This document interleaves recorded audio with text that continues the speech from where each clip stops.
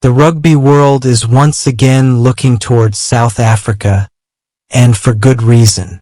As the inaugural Nations Championship approaches, the Springboks find themselves standing proudly at the summit of the World Rugby rankings. But while being number one is a position every team dreams of, staying there is an entirely different challenge. The pressure is mounting, expectations are growing, and the rest of the rugby world is watching closely to see whether South Africa can hold on to their throne, or whether a new challenger will emerge from the shadows. For Rassie Erasmus, this is more than just another tournament. It is another opportunity to prove that the Springboks are not simply the best team in the world today, but a team capable of building a lasting legacy. South Africa currently sits 3.61 ranking points ahead of New Zealand, a comfortable gap on paper, but one that can quickly disappear if results do not go their way.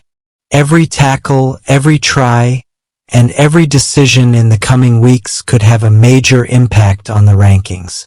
The challenge ahead is far from easy. England, Scotland, and Wales are all preparing to test the Springboks in what promises to be an intense month of rugby. Each nation arrives with its own ambitions, knowing that defeating the world's top-ranked team would send a powerful message to the rest of the rugby community. For South Africa, these matches are about more than victories. They are about protecting their status as rugby's dominant force. Meanwhile, across the rugby landscape, another fascinating battle is beginning to take shape. Despite France lifting the Six Nations trophy earlier this year, Ireland remained the highest-ranked Northern Hemisphere side. It is a situation that has surprised many fans and experts alike. France, sitting just behind Ireland, enters the Nations Championship knowing that a strong run of performances could dramatically alter the rankings. The margin between the two rivals is slim, and every point matters. The excitement grows even further when you consider the opponents awaiting them. Both Ireland and France will face Australia, Japan, and New Zealand during this crucial international window. These are not merely matches. They are opportunities to reshape the global rugby hierarchy. One outstanding performance could propel a nation upward, while one disappointing result could send them tumbling down the rankings. New Zealand, meanwhile, finds itself in a somewhat unfamiliar position. The All Blacks remain one of the most feared teams in World Rugby, yet they begin this championship looking up at South Africa rather than down at the chasing pack. For a nation accustomed to setting the standard, that reality provides all the motivation they could need.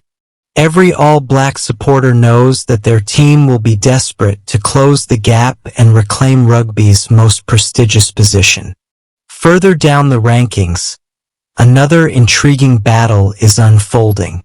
Argentina currently occupies 5th place, but England is closing in fast. After a Six Nations campaign that left many supporters frustrated, England enters the Nations Championship with a point to prove. Under the guidance of Steve Borthwick, the team knows that a successful series could not only restore confidence, but also push them higher in the rankings. The pressure is immense, yet so too is the opportunity. Scotland is another team quietly positioning itself for a breakthrough.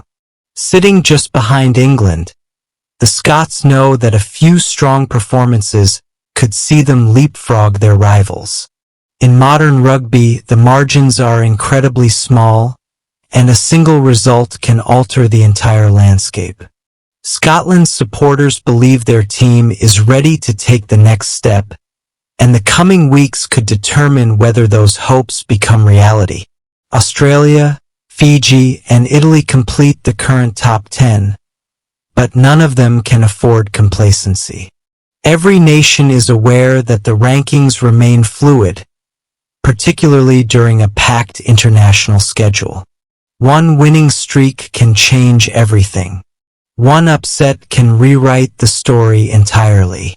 Perhaps no team faces a tougher challenge than Wales. Once a dominant force in the Northern Hemisphere, they currently sit outside the top 10 and face a difficult road back among rugby's elite. Yet rugby has always been a sport built on resilience, and Wales will see this championship as a chance to begin their climb back toward the top.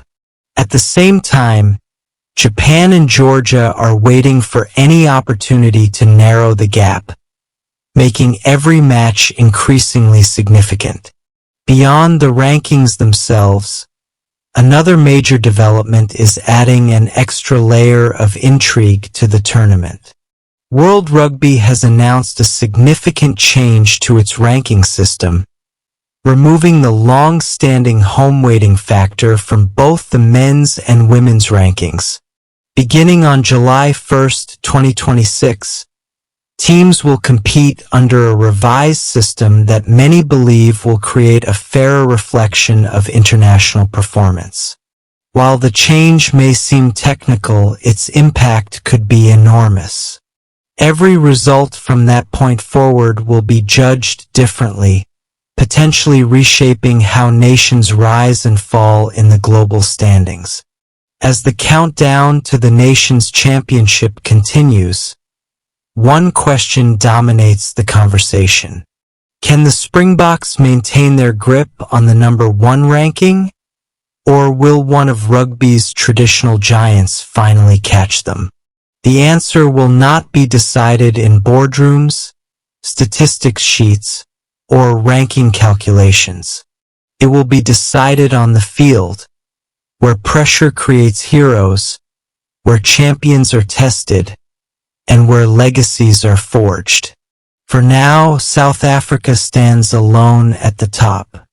But in rugby, nothing remains unchanged for long. The challengers are coming, the stakes have never been higher, and the battle for global supremacy is about to begin. The world is watching, the pressure is building, and the next chapter in international rugby history is ready to be written.